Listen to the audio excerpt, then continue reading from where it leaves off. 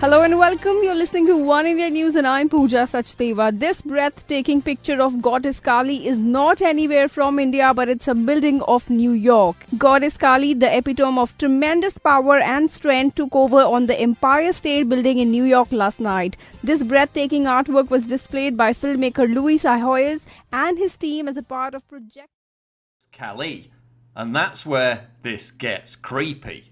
Kali was worshipped by the notorious Thuggee cult back in the 1800s. They performed human sacrifices in order to please her, killing as many as 2 million people, claiming that this was necessary in order to prevent Kali from wiping out humanity. Kali and her devotees were depicted in the Indiana Jones film The Temple of Doom, which showed cult members performing a human sacrifice in front of a huge statue of the goddess. It's a Thuggee ceremony. They're worshipping Kali. Kali is usually depicted wearing a garland of human heads with enraged red eyes and a lolling tongue, as shown in the Empire State Building projection. So the conspiracy theorists are right in a way. This was a kind of ceremony. It was an homage to Kali.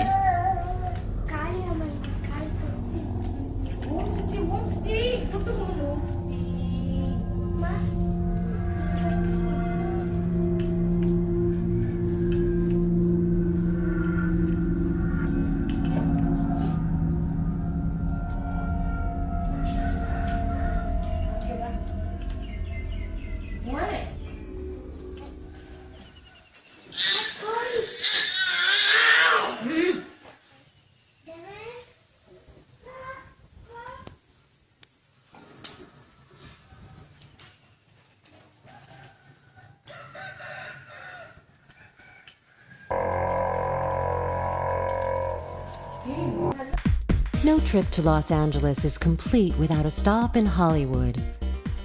This entertainment mecca is one of the most visited destinations in Los Angeles.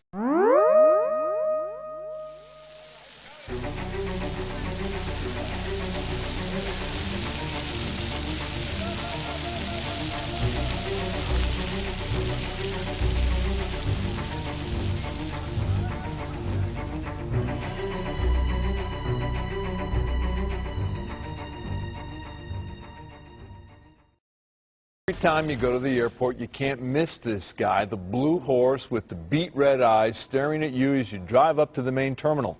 Well, now he's getting a friend.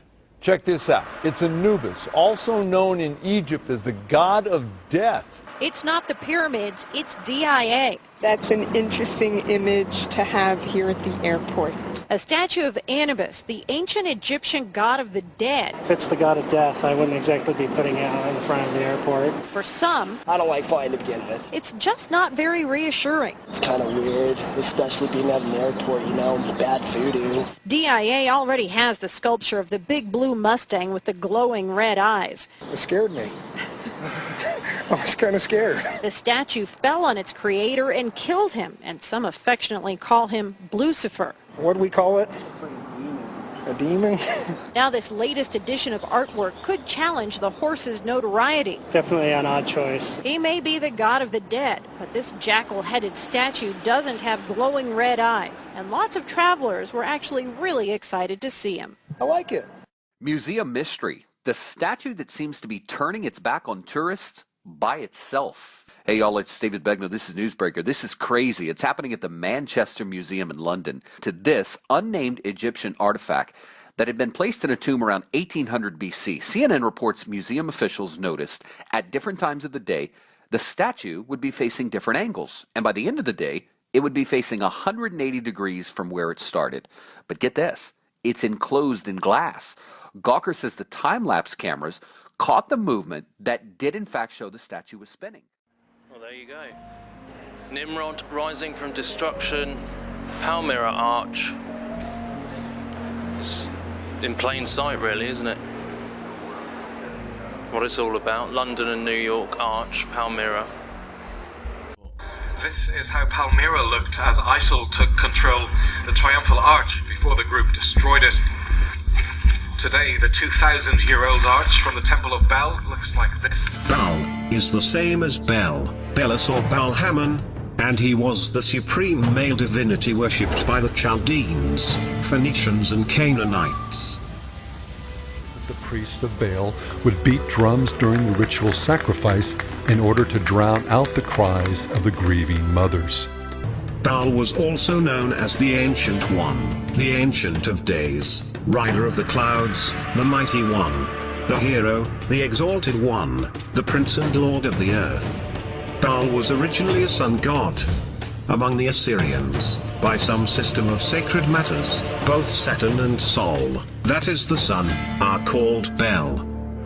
Baal's usual designation was god of thunderstorms, agriculture, and the Lord of Heaven. Baal was also representative of the sun, fertility, and human sacrifice. It is doubtless the early Punic colonists brought their tradition of sacrificing children to Baal shortly after their arrival. And Saturn was the Moloch of the Jewish scripture.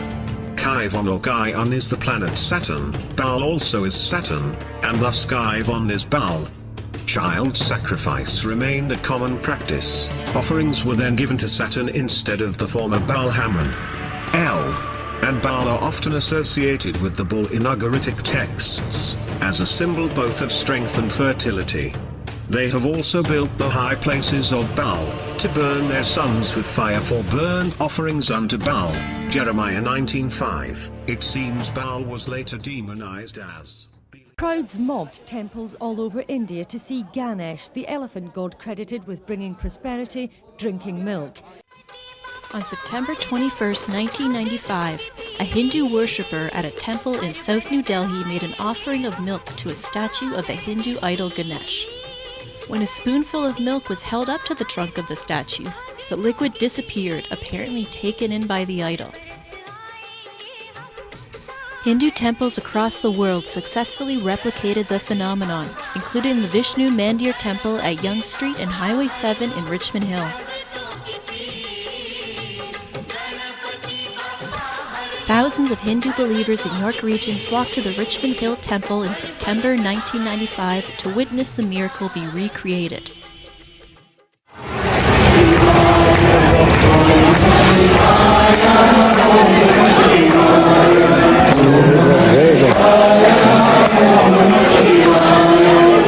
We have discovered that the Ganesh Murti, the Ganesh statue, milk is offered to it and it has been absorbed by the statue.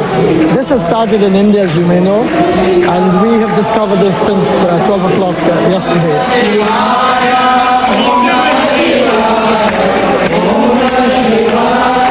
Through our belief, we feel that it is a reassurance to devotees of God that there is a God. He's answering your prayer, and you will be taken care. You will be looked after by Him in the near future. So this is really a celebration for your for your temple. Yeah. I have a statue about 12 inches of black stone Ganeshji. Idol worship has been a part of human history since man learned the art of wood carving, stone cutting, and metal working. The phenomenon of idol worship is found on every continent in many diverse cultures, both ancient and modern. But why? Many religious teachings surrounding idols describe them as mere physical objects that represent extra-dimensional entities or the attributes of their otherworldly power. Some of the earliest human cultures believed that these objects could be inhabited and possessed by their gods. The Bible also has many passages that confirm this ancient worldview, except instead of referring to the power behind these idols as gods, the Bible refers to them as demons and fallen angels. In the book of Psalms, the Bible talks about idols having been inspired by fallen angels who had fallen from heaven. Idols are an essential part of many occult practices. The veneration of these deities is observed through prayer offerings and sacrifice. These offerings are designed to grant worshippers favor with their God.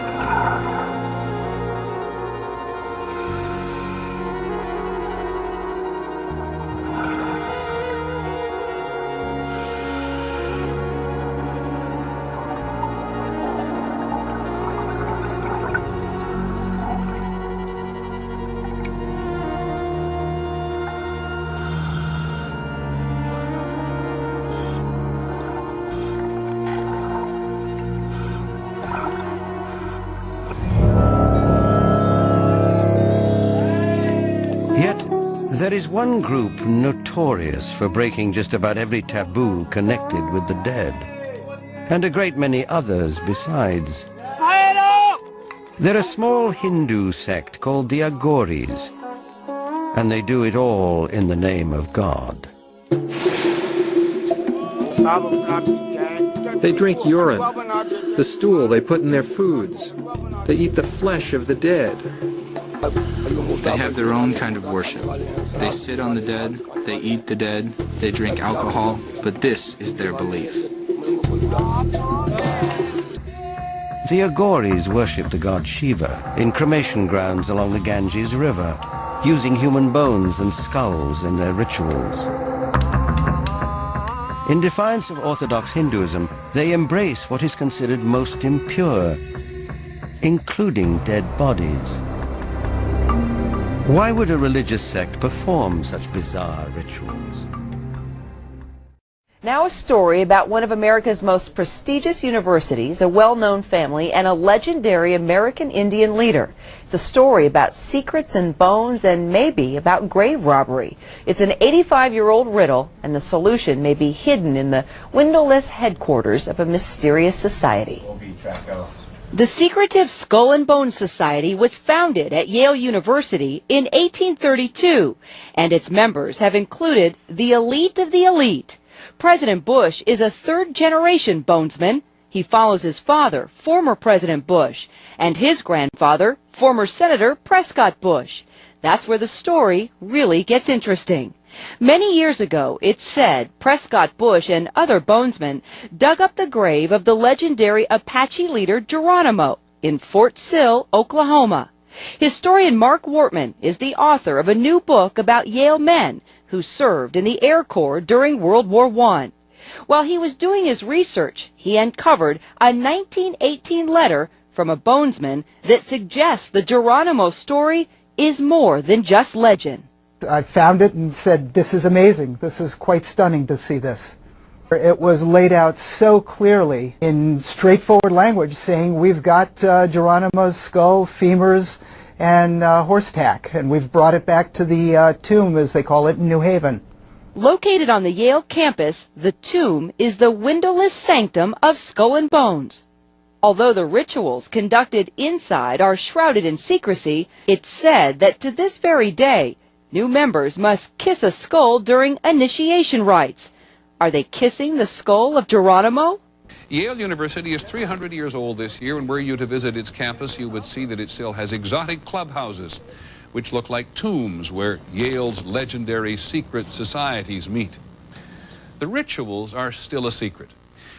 And so when we heard that some enterprising characters had managed to spy on the famous Skull and Bones Society, well, we couldn't resist. Here's ABC's Dan Harris. The videotape provides a grainy glimpse into what appear to be the initiation rituals of a secret society that's been around since 1832, whose members have gone on to be leaders of Wall Street and the White House, the Senate and the Supreme Court.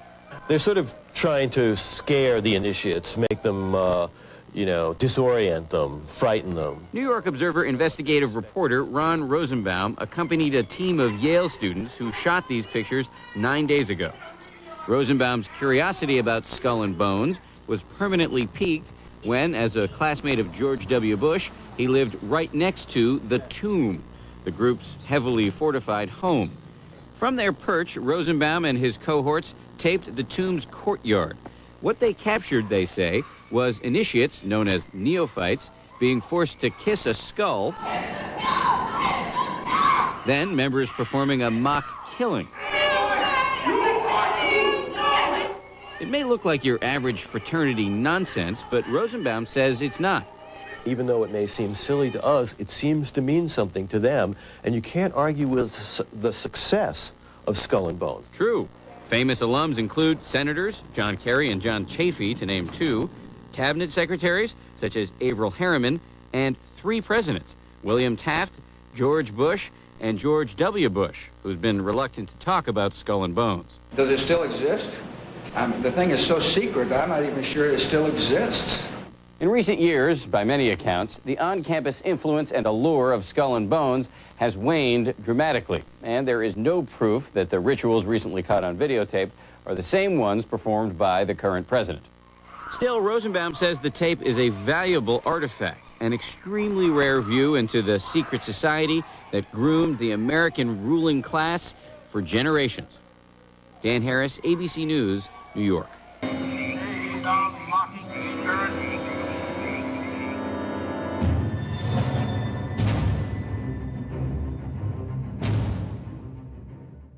There are three major icons used in the cremation of care ritual. Moloch, the owl idol, the curved staff carried by the high priest, and the eternal flame lamp, the Arabian-style lamp, which the priest uses to ignite his torch, which he then uses to burn the human effigy care. Here are video stills of the effigy after it has been burned on the altar in the morning. Many researchers of the global elite believe that real sacrifices are going on at the grove. When I filmed the ceremony in 2000, I saw no evidence of this. It looked like an effigy, and the Druid priests were easily able to pick it up and take it up the steps to the platform. Our inside source informs us that there are actually 4 effigies used in the ceremony. One brought in on the back of the wagon, another that's used behind the trees, another that's brought across by the Grim Reaper to the steps of the idol, and still another effigy that is placed on a black altar before Moloch, the demon god, and burned. And this is the first and only time that video has ever been shot inside of the owl idol.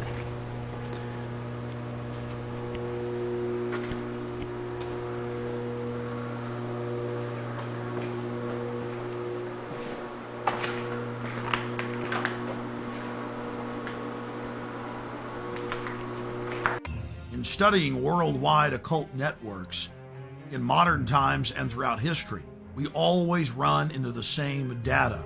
Compartmentalized pyramidal structures with a bunch of well-meaning dupes at the bottom, managers in the central areas, and Luciferian death cult adherents at the top. In India, it is Kali. The Mayans and Aztecs' greatest gods were the gods of death. It was the same in Egypt and in Babylon, as well as Rome and ancient Greece. But what about those sweet little Hawaiians? You guessed it, throwing virgins into that live volcano. The god of death demands it, so the rest of us can live. The Druids would bash their children's brains out and kick them into a peat bog. Noblemen would willingly give themselves up to the Druidic priest to have their throats slit before they were thrown into fiery pits, known as bonfires today. Don't forget the European tradition of the Burning Man. Take your strongest man when times get tough, strap him into a huge wicker effigy of a human and torch him. That will make the gods bring back the fertility. That will make the gods bring life to the tribe. Death brings life.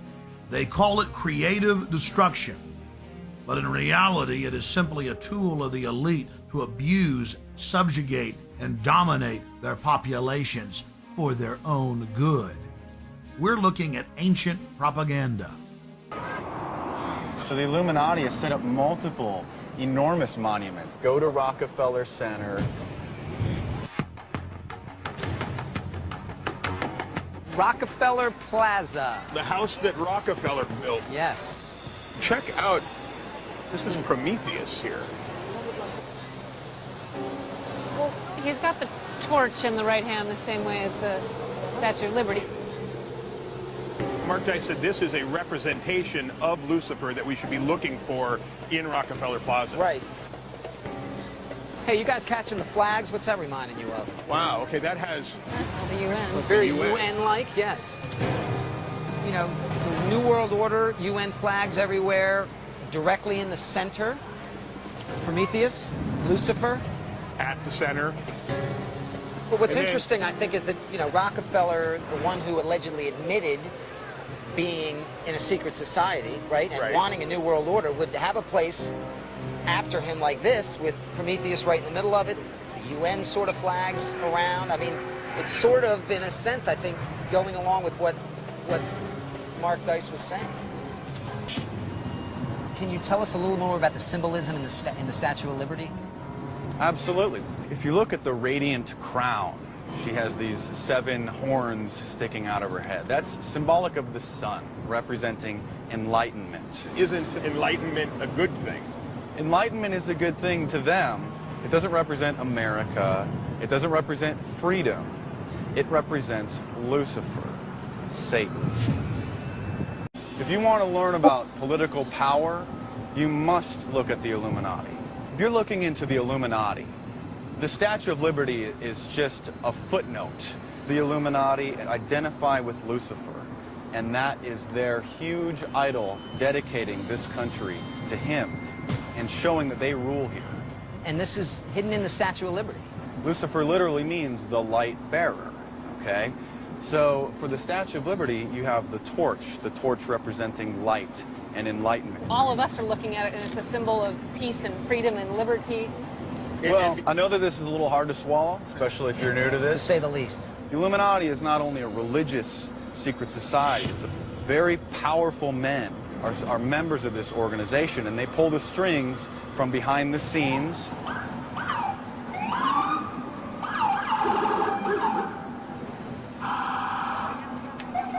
But we should go find a place to sit down. Okay. Let's just see what some other people have to think, some other prominent historical figures. I'll go to the Library of Congress, and I'll show you George Washington's handwritten letter. George Washington. This was a letter written in 1798. It was not my intention to doubt the doctrines of the Illuminati, and the principles of Jacobinism had not spread to the United States. On the contrary, no one is more satisfied of that fact than I am. Central Park has a giant obelisk, a symbol of the Illuminati, another Luciferian symbol, paid for by the second richest man in the world, William Vanderbilt. William Vanderbilt put this up, he paid and for he's it an to Illuminati. come. Yes.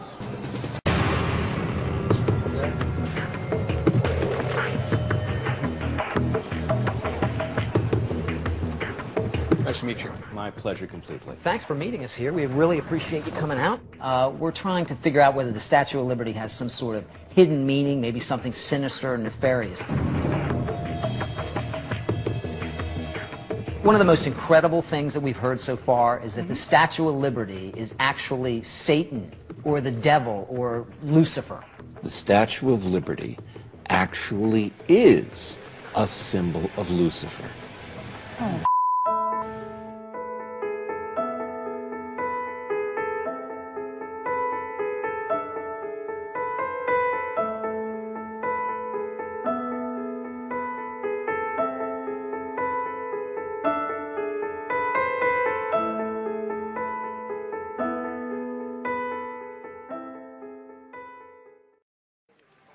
While we were with Ravi, we drove 5 hours to this enormous temple. Ravi had told us that morning that God had shown him a man we were supposed to find.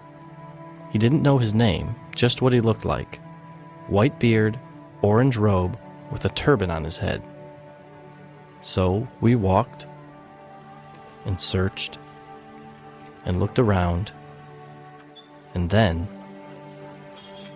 White beard, turban, saffron clothes. Saffron? That's same.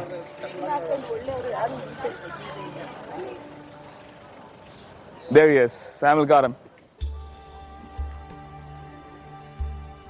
No freaking way. I couldn't believe what I was seeing. It's one thing to read about this stuff happening in, like, the book of Acts, but it's something else entirely when it's happening right in front of you. Who was this person? Why did God tell us to find him? ಎಷ್ಟು ವರ್ಷದಿಂದ ಸನ್ಯಾಸಿ ಆಗಿದ್ದೀರಾ? ಎಷ್ಟು ವರ್ಷದಿಂದ? ಬಾಲ್ಯದಿಂದ ನಮ್ಮ ತಂದೆ ತಾಯಿ ನಮಗೇನು ಹಾಲು ಕುಡಿಸಿ ಒಂದು 2 ತಿಂಗಳಿಂದ ಸರ್ 2 ತಿಂಗಳಿಂದನ ಬಿಟ್ಟಿದ್ರೆ ಅವಾಗಿಂದ ನಮ್ಮ ಗುರುಗಳಿಗೆ ನಮ್ಮ ಅರ್ಪಿಸ್ಬಿಟ್ರು ಅಲ್ಲಿ ಹೌದ್ರಿ ಸರ. ಯಾಕಂದ್ರೆ ಕೊಡ್ತಾರೆ, ಯಾಕಂದ್ರೆ ಅವ್ರವ್ರ ಭಾವ, ಅವ್ರವ್ರ ಮನಸ್ಸು, ಅವ್ರವ್ರ ಬುದ್ಧಿ, ಅವ್ರವ್ರ ಚೈತನ್ಯ ಹೇಗಿರ್ತೈತಿ ಹಾಗ ಆ ಪ್ರಕಾರ ಮೇಲೆ ತಪಸ್ಸು ಮಾಡಿರ್ತಾರ. ದೇವರ ದೃಷ್ಟಿಯಲ್ಲಿ ನೋಡ್ಕೊಂಡು ತಿಳ್ಕೊಂಡು ಅದನ್ನ ಒಂದು ದೀಕ್ಷೆ ಮಾಡ್ತಾರ. ಒಂದು ಲಿಂಗ ದೀಕ್ಷೆ ಆಗ್ಲಿ, ಒಂದು ರುದ್ರಾಕ್ಷಿ ದೀಕ್ಷೆ ಆಗ್ಲಿ, ಕ್ರಮದಿಂದ ನಡಿಪ, ಹಾದಿಯಲ್ಲಿ ಅಪ್ಪತ್ತೆಪ್ಪ ಬೇಡ, ಸುಳ್ಳು ಹೇಳಬೇಡ, ಕೆಲವೊಂದು ಯಾವ ಕಳ್ಳತನ, ಸುಳ್ಳುತನ, ಕೆಟ್ಟತನ, ದೃಷ್ಟಿ ಬುದ್ಧಿಗಳನ್ನ ಶೀದಾ ಸಮಗ್ರ ಭಾವದಿಂದ ಹೋಗಂತ ಹೇಳ್ತಿರ್ತಾರ. ಆದ್ರೆ ನಾವು ತಿಳ್ಕೊಂಡು ಅದೇ ಭಾವದಿಂದ ಏಕಾಚಿತ್ತ ಜ್ಞಾನ ಸ್ವರೂಪದಿಂದ ಹೋಗ್ಬೇಕು. ಅದೇ ಧರ್ಮವೇ ಧರ್ಮ ರಕ್ಷಣೆ, ಧರ್ಮ ರಕ್ಷಿಸ್ಕೊಂತ ಹೋಗ್ಬೇಕು, ಧರ್ಮನ್ನ ಕೆಡ್ಸ್ಕೋಬಾರ್ದು. ಓಕೆ. ಸೊ ನಿಮಗೂ ಬಸವನಿಗೂ ವ್ಯತ್ಯಾಸ ಇದೆ? ಇಲ್ಲ, ಬಸವನವರ ನೀವು ಅದೇ ಲಿಂಗ ಸಮಾಜದಲ್ಲಿದ್ದೀರಾ ಅಥವಾ ಲಿಂಗ ಸಮಾಜ? ನೀವು ಅದೇ ಲಿಂಗ ಸಮಾಜ? ಹೌದಾ? Because a crowd was gathering, the two decided to go to a lower temple for more privacy to talk. Along the way, Ravi explained that this was a Maharishi, which is a guru of gurus, the Hindu equivalent of a bishop. Maharishis are not even allowed to hear the gospel. He should have incited the crowd to stone us. Instead, he wanted to talk more. Why?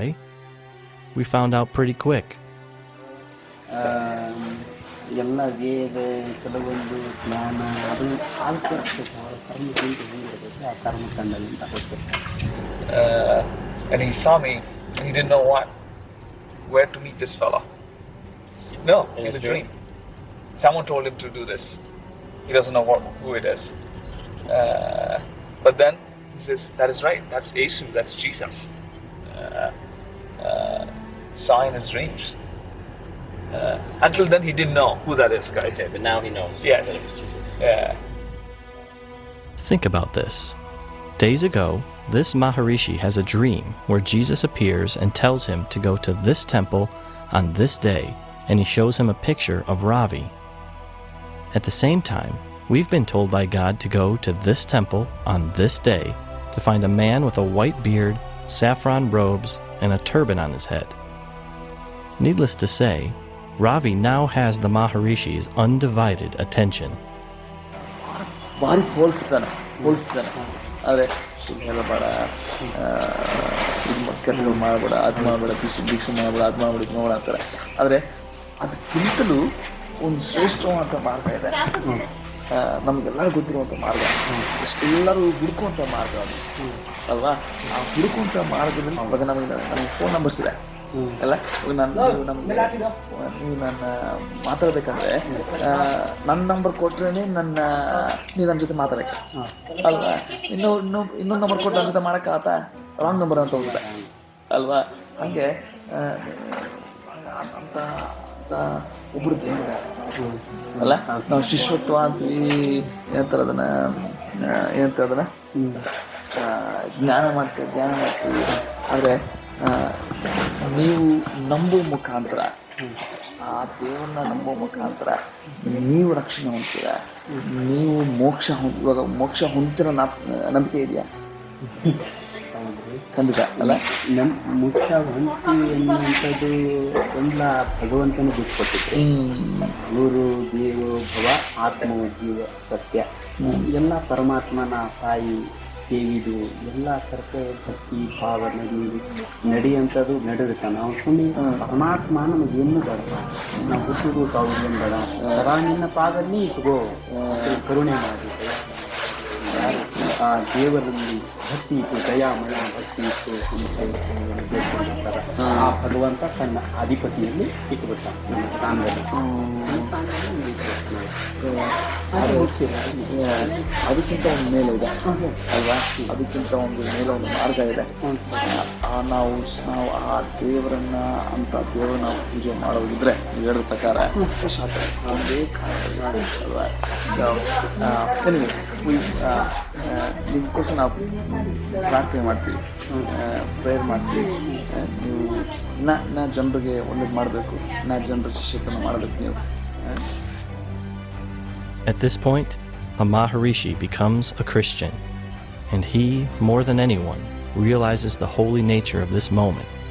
and he removes his sandals because he is on holy ground.